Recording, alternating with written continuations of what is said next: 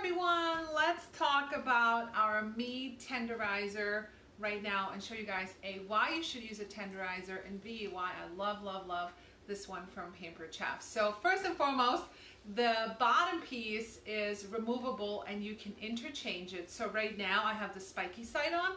So the spiky side is really good for tougher cuts like steak. So you can tenderize your meat so when you cook it, it's nice and juicy.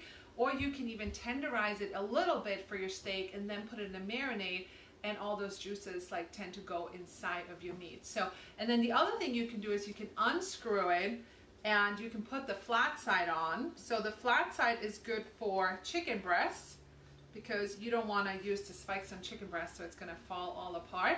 So the flat side is great for chicken breasts. And for chicken, you just want to make sure you use a plastic clear plastic piece, whatever it's called, plastic paper, okay, plastic wrap, right?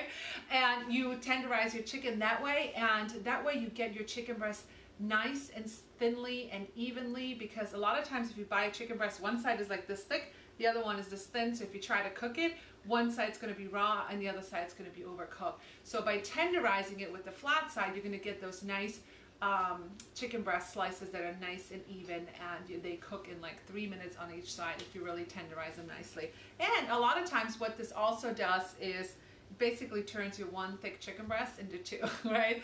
So it kind of stretches your budget. So tonight we have some pork chops, and these are pretty fat, so we want to use the pretty fat as in size, like nice and thick, so we want to use the spiky side. Now this does, I just weighed it because I was curious how much it weighs, because at my cooking show I pass it around and people are like, whoa, this is heavy, and I call it like the you know, you can put it on your nightstand, so if someone comes and like wants to rob you, you can whack them with that because it's really that solid and heavy. But I just weighed it and it weighs 1 pound and 14 ounces, so almost 2 pounds.